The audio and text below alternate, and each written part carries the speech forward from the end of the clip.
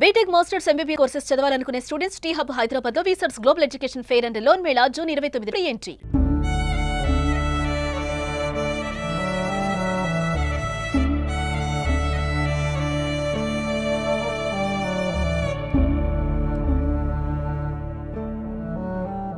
Hi hello namaste welcome to Suman TV.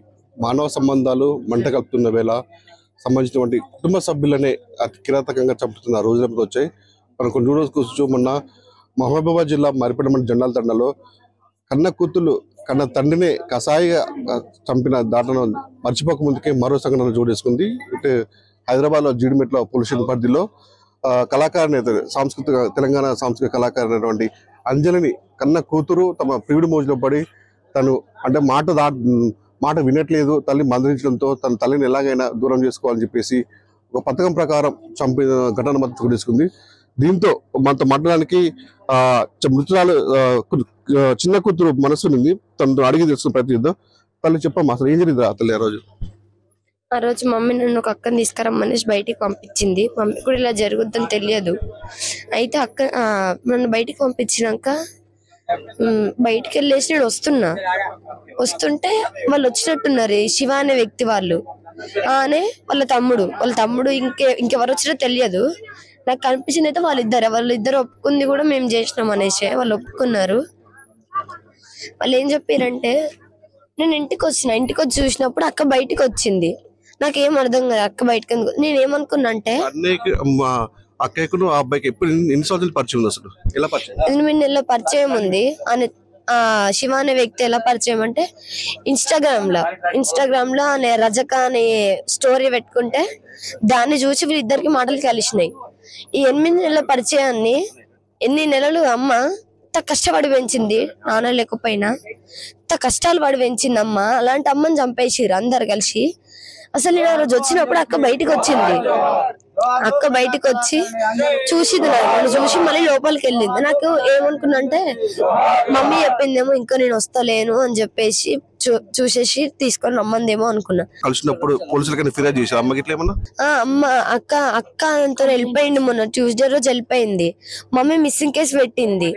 Case పెడితే police వాళ్ళు ఏం చేసిరంటే ట్రాప్ చేసిరు అనే ఫోన్ ని. ఫస్ట్ అక్క డాడీ ఫోన్ తీసుకుపోయిందేమో అనుకున్నాం మేము, కానీ ఫ్రిడ్జ్ పైన ఉంది ఆ ఫోన్ లో సిమ్ లేదు. సిమ్ తీసేసింది. వేరే ఫోన్ ఉంటది ఇంట్లో, ఆ ఫోన్ వేసేసింది. దాని తర్వాత శివ అనే వ్యక్తి ఫోన్ ని ట్రేస్ చేస్తే నల్గొండ అని చూపించింది. అక్కడికి వెళ్ళినాక అక్కడ చెన్నూరు అని ఉంటది. వాళ్ళ మమ్మీ వాళ్ళ దగ్గరికి వెళ్ళి వాళ్ళ మమ్మీ వాళ్ళు కూడా సపోర్ట్ చేసారు. వాళ్ళ మమ్మీ వాళ్ళు, వాళ్ళ మామ వాళ్ళు, వాళ్ళ అమ్మ వాళ్ళు అందరు కూడా సపోర్ట్ చేసిరు, తీసుకురా నువ్వు అనేసి. వాళ్ళ ఫ్యామిలీ ఎలాంటి ఫ్యామిలీనో తెలియదు. వాళ్ళకి ఒక ఇల్లు లేదు. ఇండ్లు కూడా అమ్మ కూడా మీ ఇంటికి వచ్చి పెళ్లి సంబంధం పెళ్లి గురించి మాట్లాడే సందర్భాలు లేదు. అలాంటివి అసలు జరగలేదు. మమ్మీ అసలు అనే గురించి తెలియదు మాకు. అసలు నిజం పేరు శివనేనా కాదా అది కూడా తెలియదు. అని ఏ క్యాస్టో కూడా తెలియదు. అసలు వాళ్ళకి ఏం రైట్స్ ఉన్నాయని చంపేసారు మా మదర్ ని. ఇప్పుడు మా మమ్మీ ఏం అన్యాయం చేసింది వాళ్ళకు? మా అక్కని వాళ్ళు తీసుకుపోయారు కాబట్టి మమ్మీ మిస్సింగ్ కేసు పెట్టింది.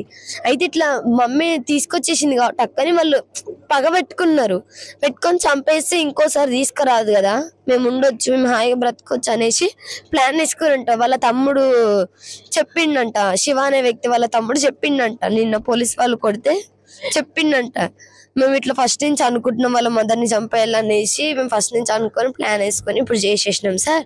వాళ్ళ పెద్ద కూతురు కూడా మాకు సహకరించింది. అట్లనే వాళ్ళ కూతురు బయటకు వెళ్ళింది అనేసి మేము వచ్చి అట్లా జరిగిపోయింది సార్ అని చెప్పినాక సార్ వాళ్ళు లోపల వేస్తే ఇట్లా కాలు మీద కాలు వేసుకొని కూర్చున్నాడు. అక్క ఏడుస్తలేదు కనీసం, ఇట్లా కంట్ల నుంచి నీళ్లు కూడా వస్తాయి అక్కకి. సాయంత్రం ట్యూషన్ పోయి ఇంటికి వచ్చినప్పుడు ఇంట్లో సీన్ పరిస్థితి ఎట్లుందమ్మా? నేను ఫస్ట్ డోర్ వేసాను ఇట్లా దగ్గరికి. మామూలుగా అంటే లాక్ కూడా ఏం చేయలేరు, మామూలుగా ఇట్లా వేసేసారు. 2 డోర్లు క్లోజ్ చేసిరు. అయితే అక్క ఏమైందో అనేసి అంటే ఏం తెలియనంటూ డోర్స్ తీసింది. డోర్స్ తీసి నాకు స్మెల్ వచ్చింది. ఈరోజు మండ కదా, ఎగ్ స్మెల్ ఎందుకు వస్తుంది ఇంట్లో, ఏమైంది అసలు? మమ్మీ అన్న. మమ్మీ ఉంటే బయట ఉంటుంది, లేకపోతే బెడ్రూమ్ లో ఉంటది. మమ్మీ అసలు కనిపిస్తలేదు మాకు, ఎక్కడ కూడా మమ్మీ కనిపించలే. నాకు ఫస్ట్ ఏమైంది తెలియలే. అయితే తొందరగా నేను ఉరుక్కుట చూసిన, ఇంట్లోంతో చూసిన, అటు ఇటు చూసిన, మమ్మీ ఇంట్లో లేదు. అయితే కిచెన్ లోకి వెళ్ళి చూసిన, మమ్మీ కిచెన్ లో ఉందని. ఇట్లా తొంగి చూసే లోపు మమ్మీ ఇట్లా పడిపోయి ఉంది. మొత్తం మమ్మీ శారీ కూడా లేదు, ఇట్లా కొంగు తీసేసి ఉంది. మొత్తం డైనింగ్ టేబుల్ పైన ఉన్న సామాన్ అంతా కింద పడిపోయి ఉంది. మొత్తం అన్ని మమ్మీ ఏమేమి తెచ్చిందో అవన్నీ కింద పడిపోయి ఉన్నాయి. మమ్మీకి ఇక్కడ దెబ్బ తాకింది. రాడ్ తీసుకొని కొట్టాలంటే కొబ్బరికాయ కొట్టడం కోసం మేము దేవుని దగ్గర సుత్తి తెచ్చి పెట్టుకున్నాం, మేక్స్ కొట్టడానికి దానికి అనేసి. ఆ సుత్తి తీసుకొని కొట్టిర్రు, బ్యాక్ సైడ్ కొట్టిర్రు సరిపోద్దేమో అనేసి. ఇక్కడ కొట్టిర్రు, ఇక్కడంతా మమ్మీకి ఇప్పుడు కూడా కనిపిస్తుంది. ఇక్కడ ఇక్కడ మొత్తం బ్లడ్ వచ్చింది మమ్మీకి. నేను అన్నా, మమ్మీ అక్క వెళ్ళిపోయిందని నువ్వు ఏమైనా చేసుకున్నావా మమ్మీ అన్నా. మమ్మీ మాట్లాడట్లేదు, మమ్మీ గొంతు రావట్లేదు. వాళ్ళు ఏం చేసారో తెలియదు. ఎంతమంది ఉన్నారు అక్కడ వాళ్ళతో, అక్కతో పాటు? ఇంకా అక్కతో పాటు నేను వచ్చినప్పుడైతే, నేను ఇంట్లోకి వచ్చినప్పుడైతే ఎవరు లేరు, మమ్మీ ఒక్కతే ఉంది అట్లా పడిపోయి. అక్క నాతో ఉంది అంటే అక్క నాతో వచ్చింది వాళ్ళ ఫ్రెండ్ వాళ్ళ ఇంటికి, మమ్మీ తీసుకురమ్మని చెప్పేసి.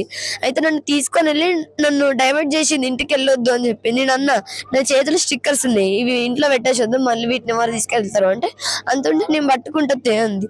సరే అని చెప్పేసి అక్క నమ్మి వెళ్ళిన. నేను అప్పుడు వాళ్ళ ఇంట్లోనే ఉన్నారనుకుంటా, వచ్చిరని చెప్పింది కదా, వాళ్ళ ఇంట్లోనే ఉండి నేను వెళ్ళిపోయిన టైం చూసి కొంచెం కొట్టి వెళ్ళిపోయారు.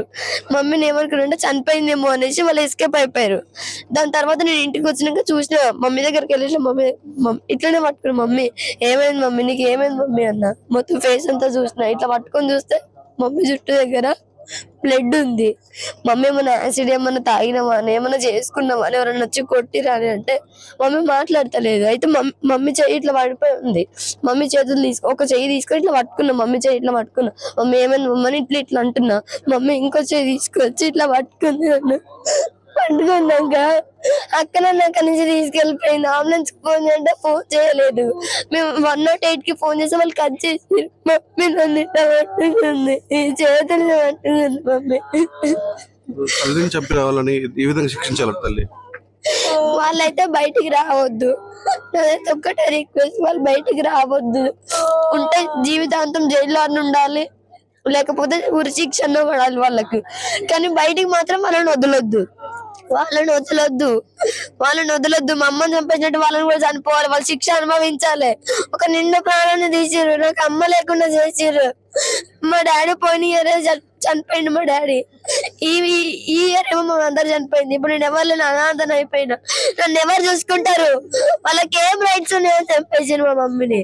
అసలు ఊరు నుంచి తీసుకొచ్చినాక పోలీస్ వాళ్ళ దగ్గర ఉండే, ఆయనేమో పోలీస్ కస్టడీలో ఉండే. అయితే ఆయన మొన్న సాయంత్రం వదిలేసిరంట కస్టడీ నుంచి. ఎందుకు వదిలేసిరు అసలు? నిన్న కోర్టుకి వెళ్ళదు ఉండే మమ్మీ వాళ్ళు, కోర్టుకి వెళ్తే సాక్ష్యం చెప్తుంది అనేసి మొన్న మండే రోజు వచ్చి ఇట్లా చేసిరి, ఈ పరిస్థితి తెచ్చిర్రు. మేము ఇప్పుడు మొత్తం నాకు ఏం ఎలా అర్థమైతలేదు. మమ్మీ కొనువు పెడతాను ఉంటే కూడా మమ్మీ